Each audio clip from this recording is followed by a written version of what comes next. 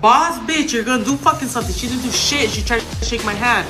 Pussy ass fucking bitch. I said, nah, if you're gonna fucking say something, stick to it. They saw Tracey Cortez and thought she was just a pretty face, not a real threat. Skip the line. It's on steroids. It's not fair. We're not impressed. She said she was gonna put an elbow through her skull and she was gonna, do all this damage. Like, the girl didn't have a scratch on her.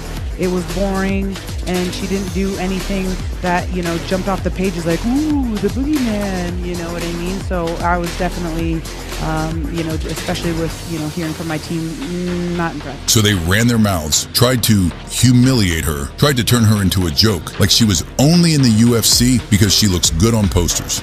And of course, because she had such a big name there, she was able to jump the line in front of all these other women that had put in so much time and effort. I'm a fighter, but I'm a fucking woman. People are like, oh, she cares too much about her lips. It's like, fuck you guys. Like, yeah, I want to look pretty, and like, I'm a woman. Lip gloss, I wear lashes. I have hearts on my braid. I'm a woman. I want to go in there looking pretty. I don't want to look like a fucking man. She cares more about how she looks in her fights. It's like, because I want to go in looking good to my fight. Literally, it was like a jab and my entire fucking extension fell off. Like, I still fucking went 5 rounds with her on a 2-week notice. Here's the problem. Tracey Cortez doesn't fight for approval. She fights with purpose. And the moment the cage door shuts, the cute girl they mocked turns into a problem they can't escape, because she doesn't just beat you, she drowns you.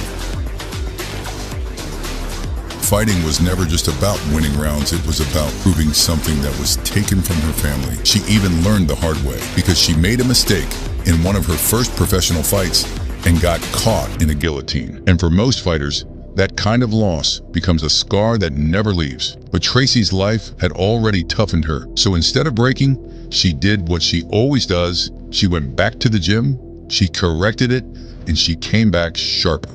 Back in the day, it was called the Lion's Den. It was ran by my brother's friend, and his name is Scott Peters. He kind of saw what I was going through. He allowed me to train there free.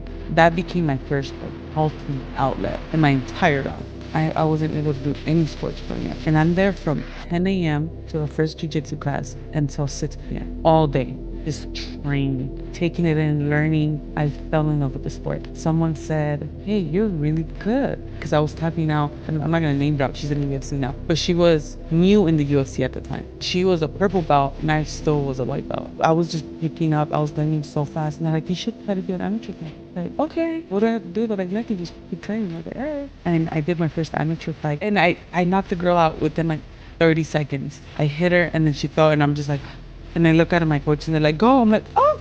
And I go and I start hitting her and they stopped the fight. And that was the most exciting thing I've ever felt in my life. And after that, I just got stuck. That brings us to the UFC, where the disrespect doesn't always come from one person's mouth. Sometimes it comes from the way people talk about you, the way fans treat you, the way people assume your looks are the reason you're here. And that's when Tracey started punishing the narrative. I was really fighting for the title. And there's nothing that would make me happy than to get what I worked extremely hard for. But I'm also fully aware of what I want probably isn't what God wants. And if he breaks my heart, I'm gonna go broke. If that's not his journey for me and his goal for me, which it hurts, like, I accept it, I really do. And when I accepted that, that's when I felt this peace and I feel this calmness. Like, that's not my God anymore. Of course, tonight you were forced to trade a little bit. We've seen in the past you like to go out there and use your wrestling. How do you feel about that? Because I think that's great for the development of your career. Thank you. Yeah, I just wanted to mix it up, keep it still my style, and not fight her fight my fight. So at the end there, when Buffer is calling out the winner, how confident were you? I was pretty confident, I can't lie. Yeah, still a little scary though. Talking of scary, in the third round you got caught with the right hand. You kind of touched the canvas for a second. What was going through your mind there? The canvas was kind of slippery. Me and her, I kept seeing her slipping just like me. So there's a couple times where I slipped, and it's okay though. Fight 1, her UFC debut against Vanessa Melo. And this is where people expecting a cute little striker got something totally different. Because Tracey didn't fight like someone trying to win a popularity contest. She fought like someone trying to take something. She controlled the distance just enough to get inside. And once she got her hands on Melo, it became a clinic in pressure, fence work, takedowns, top control. Heavy hips, short elbows, grinding her down until every second felt longer than the last. And by the end, it wasn't even about who landed more punches. It was about who controlled the entire fight. And Tracey made it clear, you don't get to breathe in here unless I allow it. And then came Stephanie Egger. And this is where the pretty girl disrespect gets even funnier. Because Egger had a judo background, she's supposed to be the one comfortable in the clinch. She's supposed to be the one with the throws and trips. But Tracey's grappling IQ was too clean, too layered, too patient. Because she isn't just strong, she's smart in the way she chains positions together. She disrupts rhythm, she breaks posture. She forces you to carry her weight, and even when you think you're about to escape, she's already on the next grip, the next angle, the next takedown, the next position. And what makes that kind of performance brutal is how calm it looks. Like she's not even rushing, she's simply deciding where the fight is going and then taking it there. Now by this point, the pattern is obvious. Tracey isn't flashy. For the sake of it, she's a control fighter. And that is exactly why people underestimate her, because casual fans fall in love with knockouts. What point in your life where you're like, I'm gonna be a professional fighter? Like, I want this to be my career. So originally when I was training, they were like, hey, you're really good at this, right? And I was like 18. Okay. They're like, you should like just do an amateur fight for fun. I was like, okay, for funsies. For funsies. You know, like, sure, why not? So then I knocked the girl out in like 30-something seconds. I know, first time. KO? Yeah. Like, I hit her and she fell and I was like, and I look over and they're like, go! I was like, oh! That was embarrassing. Like, I'm just an adrenaline junkie. So I felt it and I was like, I want to do that again. Yeah. And I kind of just kept fighting and I went like undefeated, 7 fights, amateur. And they're like, no one wants to fight you no more. Like, you have to go pro. And I was like, is it harder? Yeah. Like, oh my God, what do you mean pro? They're like, no, you'll do fine. And then I lose my pro debut.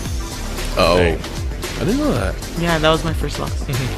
And then I was like, I'm not cut out for this, you guys. No. Yeah. So then I just kept training, and then next, I just kept winning. Got in the UFC. Now I'm fighting for the #3 spot in the world.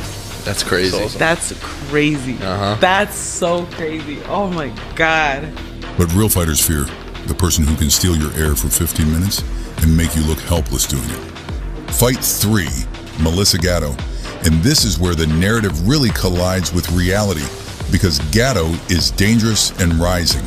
And instead of panic, Tracey shows the same thing she always shows: composure, timing, pressure, closing distance, clinching, takedowns, top control, calculated work, shutting down space until the opponent starts fighting the position more than they're fighting you.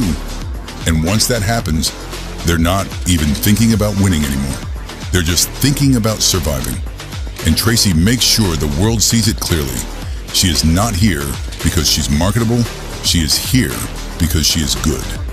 And you can stretch this same blueprint across her run, the gritty win over Justine Kish, where she used grappling to calm the chaos, the grinding win over Jasmine Jasudavicius, where the clinch becomes her home. And every time she wins, it's the same quiet insult to the people who doubted her, because she isn't begging you to respect her, she's forcing you to. Then came the one moment that people tried to use as proof, the Rose Namajunas fight. Short notice, brutal weight cut, even cutting her hair at the weigh-ins just to make the limit. And Rose is one of the most technical strikers in the division's history. So yes, Tracey lost, but what people missed is what that moment actually showed: that she is willing to walk into the hardest situations with no excuses, because she has never been the kind of person who runs from difficulty. She was built by it.